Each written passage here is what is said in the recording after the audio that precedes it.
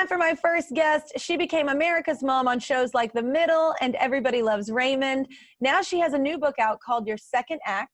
Let's give it up for Patricia Heaton. What's up, girl? Hi, Kelly. How are you? I'm good. I'm good. I think we're all hanging in there with all the things happening in everyone's lives right now, the pandemic, everything, and everything's crazy and different. And for 9 or 10 months, like since you've been on our show. So where are you right now? Oh my gosh. Well, I right now I'm in LA. Okay. When the pandemic hit, my husband and I were producing and husband directing a movie that we are financing in Oklahoma City. And so we had 5 days left. And the basketball player, Rudy Gobert, who had been making fun of the virus, came down with the virus, and he was staying in our hotel. He was staying in our hotel.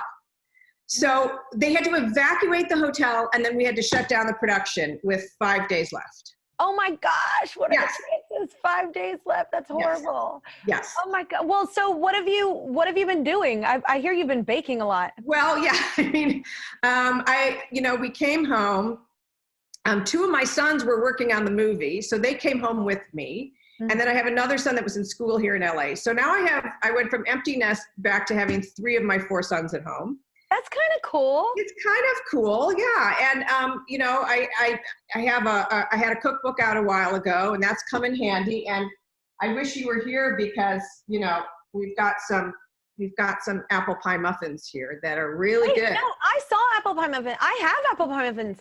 I walked into my house today and I saw a basket of muffins. I was like, "Is this for the show?" Yes, because they go really nice with coffee. Oh, look, you got. My show knows I love sunflowers, and they sweet. So I'm trying one. And they have big chunks of apple in them. I love apples. And they're very easy. Yeah. Okay, wait, I want to try it. Okay. It's good, right? Oh my gosh, I love the chunk of apple. Right, nice big chunks of apple. Mm-hmm. Yeah. So I've been doing a lot of that. I'm not kidding. This is not the TV show. This is really good. Let's just eat for the rest of the. Oh my gosh! Oh my gosh!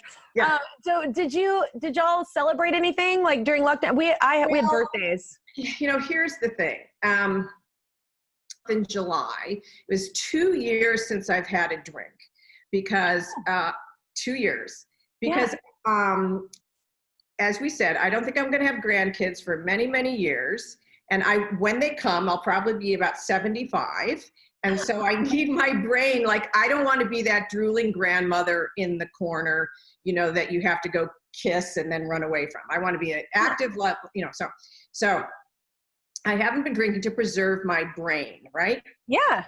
However, it doesn't seem to have helped that much because the other night I get a text from my youngest son and he says, "Well, happy birthday to me, I guess."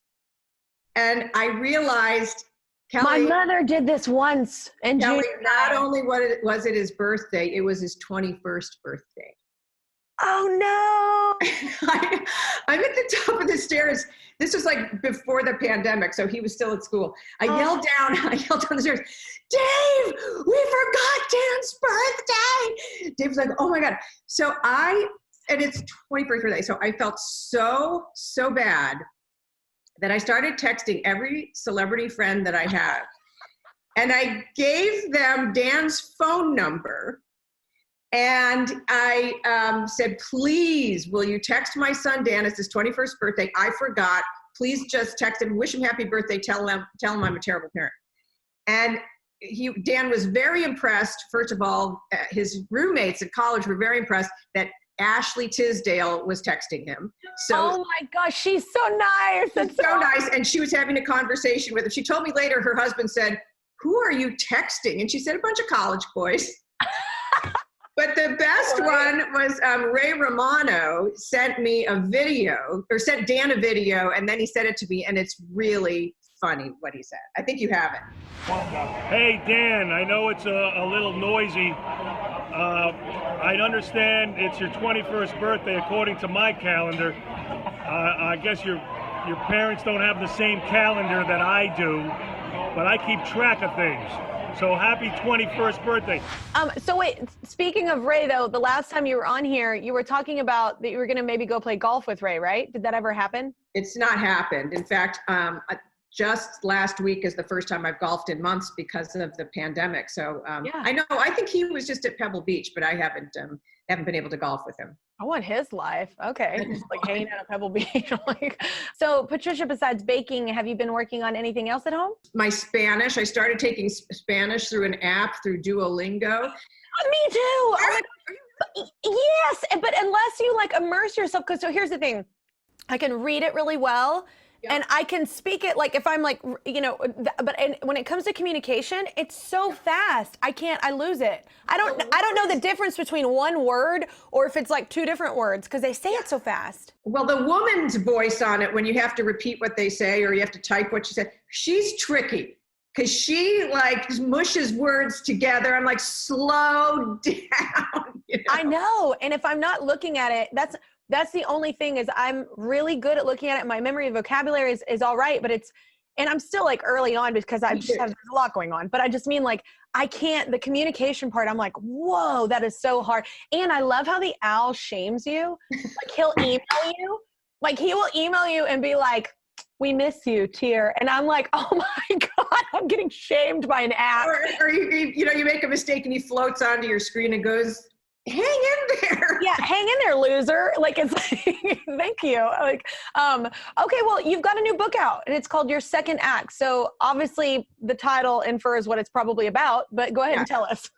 Well, interestingly enough, it was inspired by my now canceled TV show, Carol's Second Act.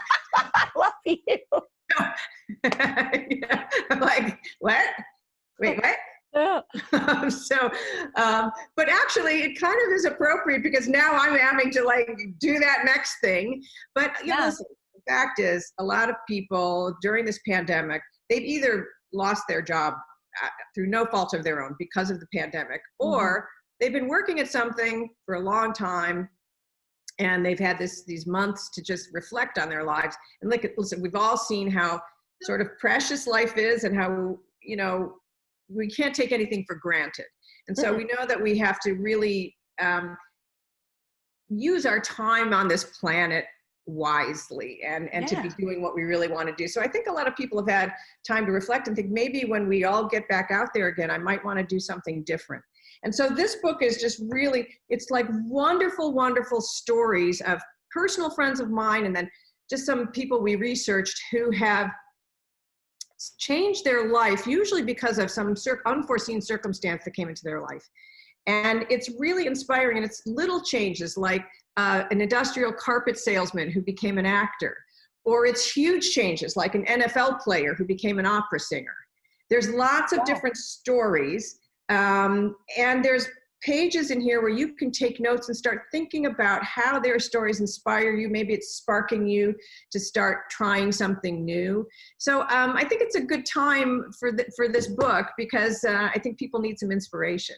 So do you think that the pandemic, you think your worldview, I feel like everybody, like you're saying, we're all kind of having, I don't know, a different perspective. You think that's totally? I right now, you know, we're starting to think about really making some big changes in our life and just figuring out what we want to do. We loved producing this movie, and we're really excited about hopefully finishing it before the end of the year. Yeah. But that's a direction, and that's a new direction for me to go, and is be behind the camera.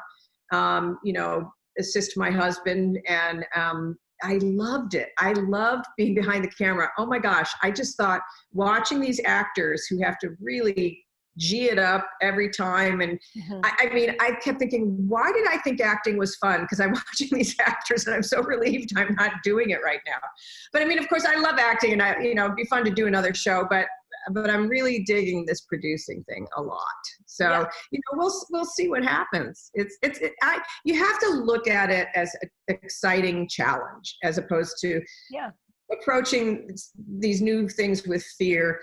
You have to sort of like open yourself up and allow it to come in and embrace it and see where it takes you. Takes you.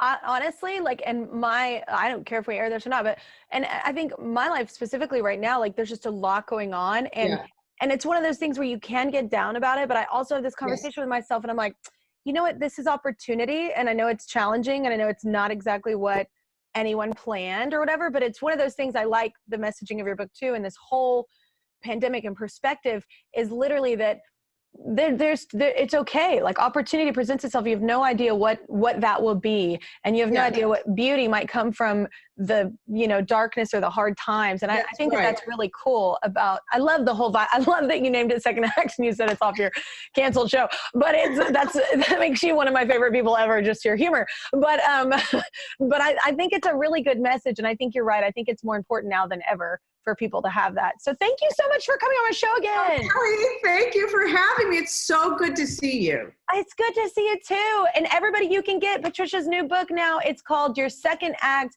Subscribe to my channel. Subscribe to my channel. Subscribe to my channel. Subscribe to my channel. Please don't make me keep going.